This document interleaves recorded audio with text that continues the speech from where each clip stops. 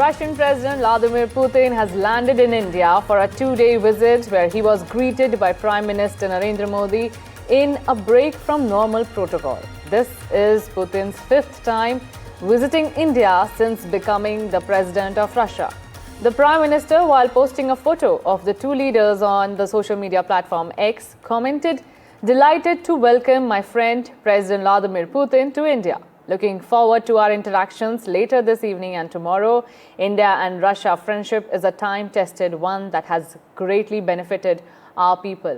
Not just that, not only did the Prime Minister greet Putin at the Palam airport, but both leaders travelled with each other in the same car, a gesture that surprised the Kremlin as well as the other protocol members for not being advanced or beforehand informed about this. But this is how a friend greets another friend, with world watching the dostana between the Prime Minister and the President of Russia. Take a look at this report.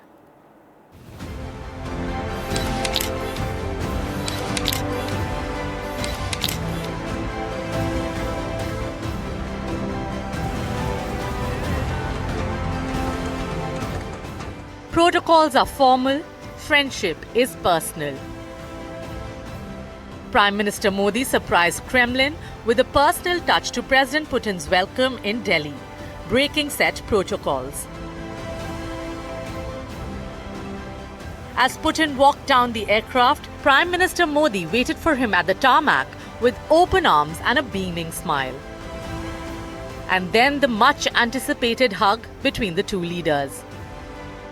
A warm bear and tiger tango moment. Prime Minister broke another protocol, and the two leaders travelled in the same car from the airport to the Prime Minister's residence, diving straight into an animated conversation.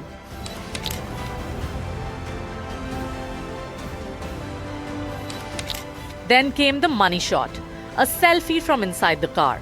The two powerhouse leaders beaming and smiling. But travelling in the same car and taking pictures has become sort of a habit for the two friends.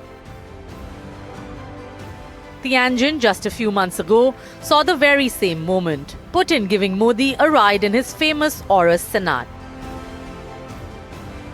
If Prime Minister broke protocols in Delhi, Putin had waited for 10 minutes for Prime Minister Modi to join him on his ride during the SCO summit. A picture-perfect friendship indeed. NDTV Bureau Report.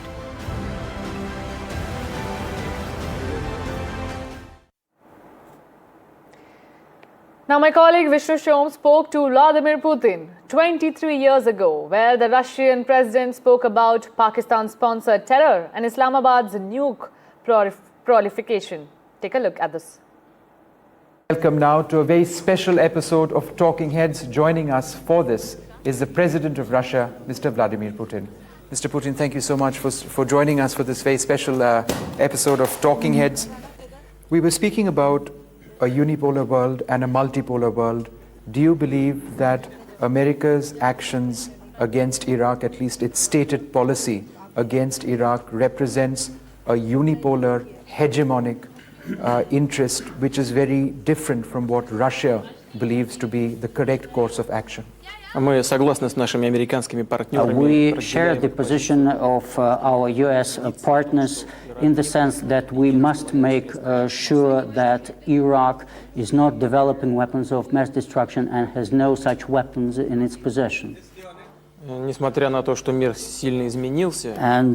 although the world has changed, the tools, the international instruments that we used before to improve international relations can continue to be used and should be used and adapted to the present-day situation, and they can be further improved. And here, what I have in mind is first and foremost such instruments, such tools as the United Nations.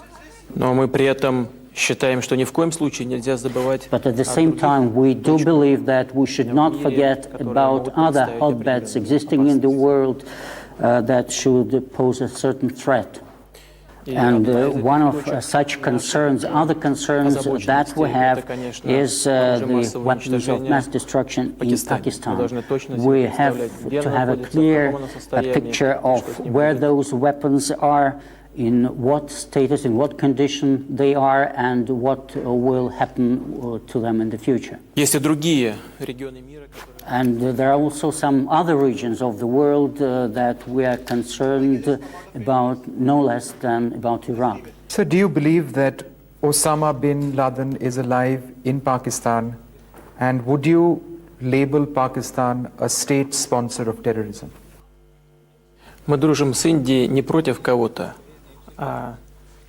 We are friends with India, or we maintain our friendship with India not against somebody, but precisely for the purpose of being friends with the country and further continuing our friendly relationship. Но негативное влияние в прежние годы. But the negative influence that Pakistan used to exercise in neighboring Afghanistan in previous years, including support of Taliban, are well-known facts. Ясно, и мы это хорошо знаем, что Усама бен Ладен не And просто it is активно quite входил obvious, в and we are fully aware of the fact that Osama bin Laden not just actively cooperated with Taliban, but he was part of the whole system. President Putin, in the past, you have spoken of a strategic relationship between India, China, and Russia. What really do you mean by this strategic relationship? Китай наш сосед, Индия. China is our neighbor, and India is one of our major international partners and a country relations with which are of utmost importance to us, and we think that we should try to develop our bilateral relations with each of these countries, because each relationship is of paramount importance for the Russian Federation. Наша позиция заключается в том, что And our position is as follows. We are convinced in the need for positive development of relations between Russia and India, Russia and China and India. And I think that all the parties concerned are interested in that development, all the parties within this triangle.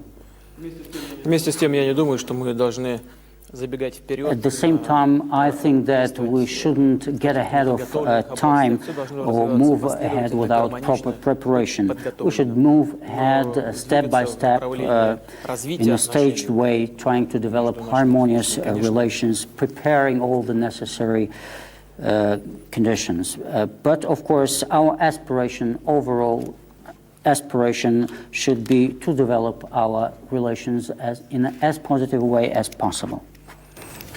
Why then, sir, if each relationship is of paramount importance to Russia, does Russia provide China with weaponry similar to what it provides India, for example, Sukhoi 30 fighters, Kilo-class submarines, advanced destroyers, when Russia is aware that India and China have a long-running border dispute? Россия активный участник рынка вооружений. Russia is an active player in international weapons market, and we are among the leaders in the world in that area, but we are not the first. We are not in the first position in arms sales. There are some countries that sell much more weapons to great amounts than Russia. Это, собственно говоря, рынок высоких технологий. Здесь This is достаточно жесткая a market of high technology goods, and therefore it is a highly competitive market. У нас с Китаем тоже With China, we also share a very long border, Как вы знаете, были and we споры too have had our border disputes between China and the Soviet Union then. At the same time, we are gradually resolving those problems. Еще одно очень важное обстоятельство. And there is yet another very important point. Я сказал, что на рынках вооружений идет достаточно As I напряженная said, very борьба. tough competition is going on in international weapons markets. Вместе с тем, Россия не поставляет And at the same time, Russia is not transferring, is not delivering weapons to conflict areas. And this is our rule. и мы стараемся придерживаться этих правил. And we try to abide by these rules. Между Индией и Китаем, слава богу, There is no conflict now between India and China, and I hope there will be no conflict in the future. И чем больше мы будем And the more we keep developing relations within the triangle to which you have referred, the more successful will we be in achieving that positive result. Now, New Delhi is hosting President Vladimir Putin for a two-day-long visit, signaling its determination to deepen ties with Moscow. Putin is in India for the 23rd India-Russia Annual Summit. Both the countries now aim to expand bilateral trade to $100 billion by 2030, and defense is at the center of this meet ahead of Putin's visit to India. Watch our report.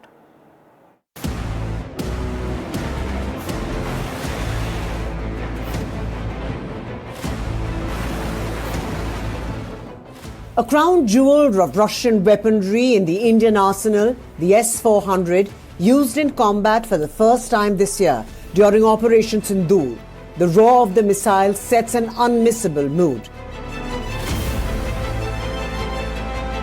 As the Russian president arrives in India, the focus is largely economy and trade. But defense and weapons are a permanent sweetener in this relationship. Putin's visit this week injects fresh momentum into one of the world's most enduring strategic partnerships. Putin isn't coming empty-handed. The Russian delegation arrives armed with proposals that could reshape India's future military power.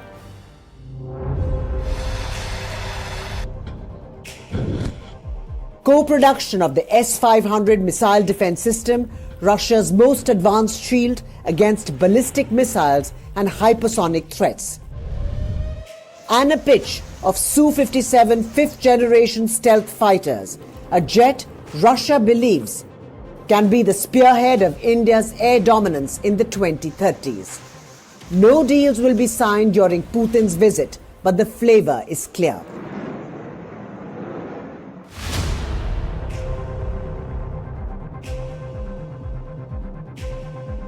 Russia is still India's #1 supplier of weapons and military hardware. The Indian Air Force remains the heaviest operator of Russian aviation outside Russia itself. The flagship Sukhoi 30 MKI air dominance fighter is the Indian Air Force's mainstay combat aircraft. Add to that the MiG-29s, IL-76 transports and Mi-17 helicopters, and the Russian imprint is unmissable.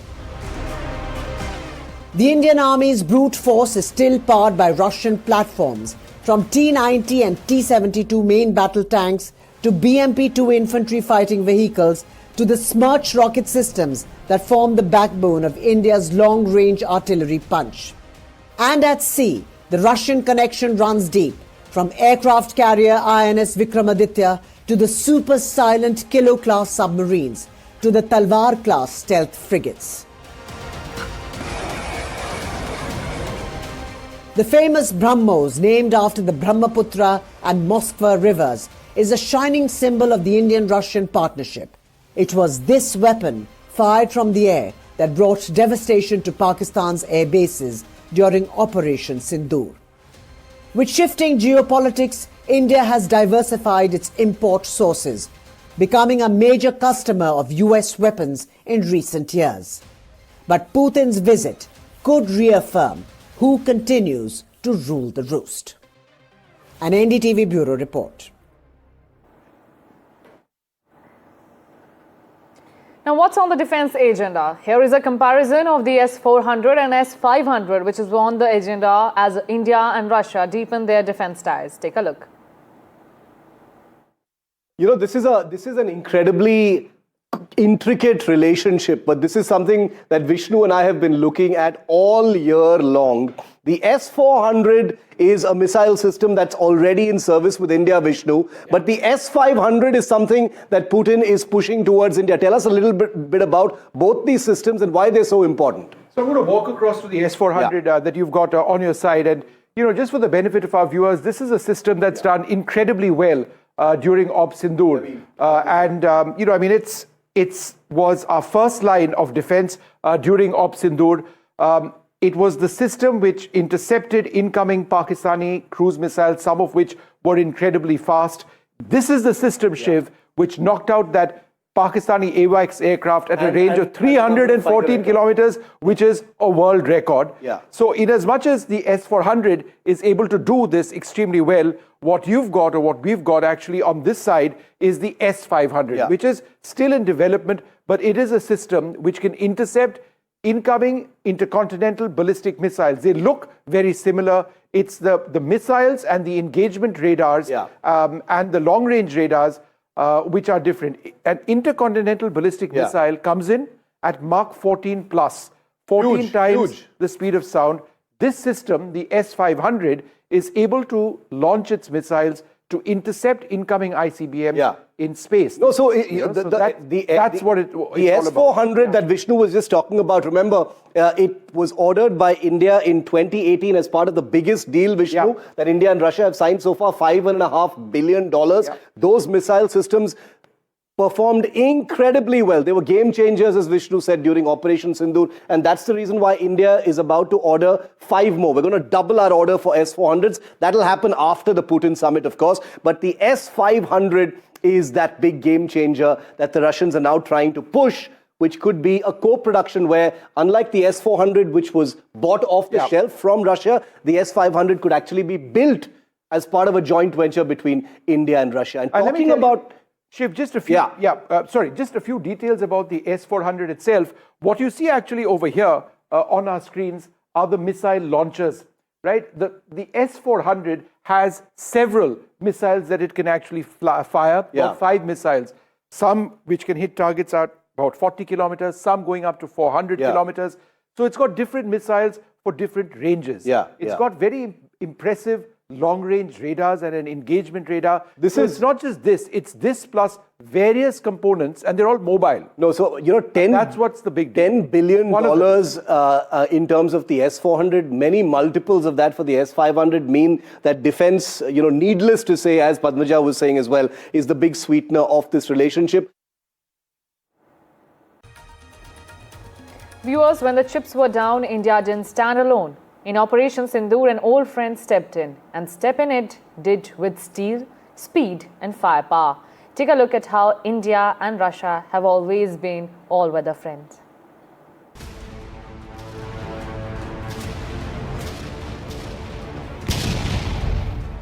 When the storm hit Delhi, Moscow didn't blink.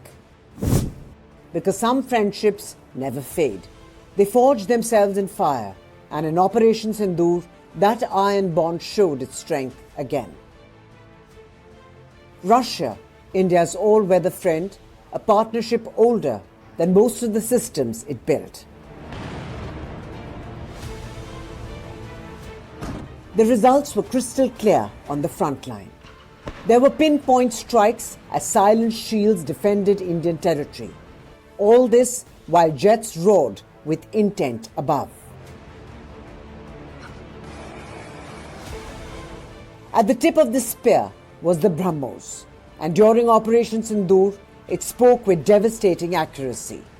Targets deep behind enemy lines hit with surgical precision, fast, fearless, and totally unmatched.